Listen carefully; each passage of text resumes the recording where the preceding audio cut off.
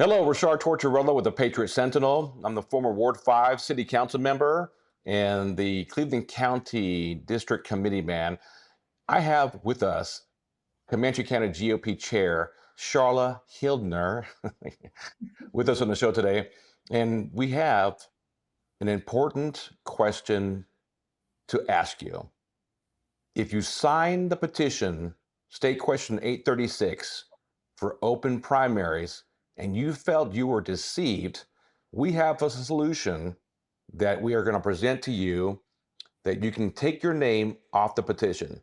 Now, we know that they're promoting open primaries, but Sharla, what exactly are they doing? And why are they deceiving the signatures, the people who are signing the petition?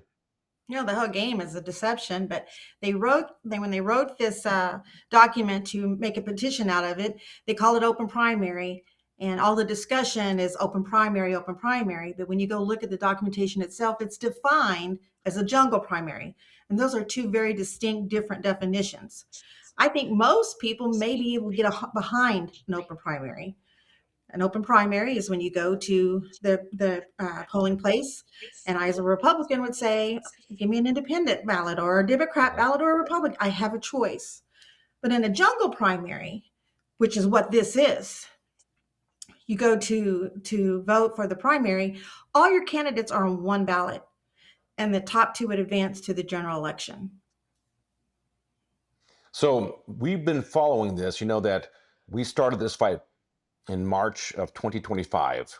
And the discussion we've had between you and I and other members of the Republican Party is that this jungle primary scheme, this is what they use in California. Everybody is on the same ballot. And the top two vote getters, they go on to the general election. What happens in California, since they are a majority Democrat state, it's hard for a Republican to get on the ballot and win. The reason we have primaries and why ours are closed, the Democrats can do what they want. I don't care. But we have a closed primary because we have a lot of Republicans who want to run for office. It is our opportunity and chance for us to pick the best ones to go on to the general election.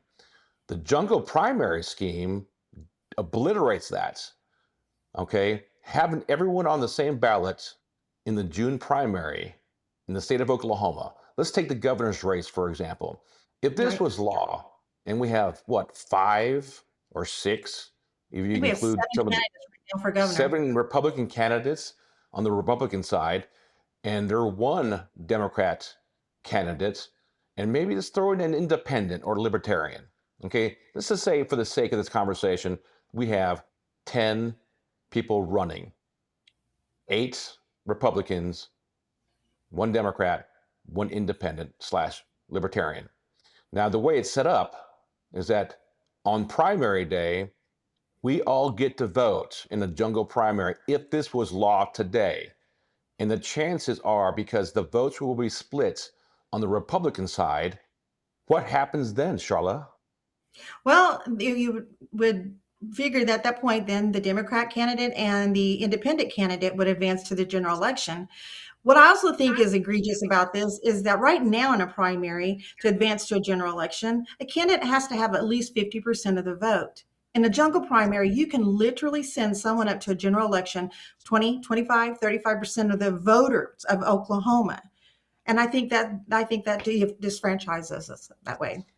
It does certainly franchise us. So the problem I have with this 836 open primary petition, you know, we've been fighting this again, going back to March of 2025, and getting the word out, is that it is a switcheroo. Okay, so the petition says open primaries. I think we would be okay with that. But in the reality, again, it's a switcheroo because the ballot language indicates and says it's going to be a jungle primary. Now, the folks who signed this, I've had conversations with many people, and you have too as well, which is why you have a solution that we're going to be discussing. So they signed the petition because they thought it was an open primary. But when I showed them the ballot language, they looked at me and said, you know, holy crap, this is not what I wanted, because this is not going to work. All right. We won't have the best person. We won't be able to choose the best person. And the way the Democrats may do it, as they do in different states, they recruit people from out of state who are Yes, Democrats to run as Republicans. And so we have a problem with that here in our state sometimes. But for the most part, the reason we have a closed primary system is because we want to choose the best of our people to represent us. We don't correct. want anyone else choosing the weak Republican candidates, or as we call rhinos. And we're not going to get into the definition of rhino, but we know what it is to represent us. So, what is your solution? We talked about this before the show. How can people who have signed the petition, who were deceived, they felt they were deceived, can fix this? So I spoke to Amy Canton at the Oklahoma Secretary of State today, and there is a petition. It's not available online. You can call them or you can email them, and they will send you a copy of this petition. You can go to my website after this podcast, and it will be on our website as well for you to download. You sign the petition. It has all the information on where it needs to be mailed, and have a notary notarize it, send the original back to the Secretary of State, and they will use this information to remove your name from the petition. The petition signing ends January 26th. There is some discrepancy whether or not that this petition needs to, the affidavit has to be turned in when the petition concludes. I think right now we're being told from the Secretary of State that it will take 4 to 8 weeks for them to verify all of the signatures. So as long as this affidavit is coming in before they submit it to the Supreme Court, then they will consider this. In the future, though, it will be due the day the petition ends. So to err on the side of caution, I would get this petition in or post date stamped on your envelope January 26th. Okay, to clarify what you just said, that if I sign the petition in error, I can go to your webpage, download this affidavit, sign it, have a public notary notarize it. Now, what's the process of getting back that paper affidavit back to the Secretary of State's office? Who do we send it to? You would send the original copy with your original signature and the notary stamp. You would send that to the Oklahoma Secretary of State, Executive Legislative Records Division at Mhm. 2300 North Lincoln Boulevard, Suite 122, Oklahoma City, 73105. Now, are there instructions on your websites? Will it There, allow people to there's download it? Yep, on the website will be the 2 pages, the cover page with all the information on what you're doing and who to send it to, and then the affidavit itself. Okay.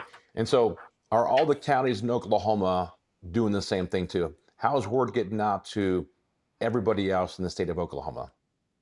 Really by social media. There's not a real strong push. I've seen some push from Oklahoma County, and a few of the Oklahoma Federation groups, Women of National Federation of Oklahoma Women. I've seen some of their groups, but it's not really been widely discussed. That sounds problematic to me. So hopefully after the show, we can post the clips to social media and you can go ahead and share that to all the counties in Oklahoma. Now, I hear you're taking out a full page ad in the Lawton newspaper tomorrow. So is that going to advertise what you're doing? Yes, so it's a half-page ad in the Lawton Constitution on Sunday talking about this very conversation we're having. If you were misled or didn't understand what you were signing, here's the steps and process for you to have your name removed from that petition. Okay. One last thing. What is the call to action? What do you What's the want call to everyone to action? do? I start having the conversations. Have the conversations with, you may even have people in your county that didn't know they were signing it or what they were signing.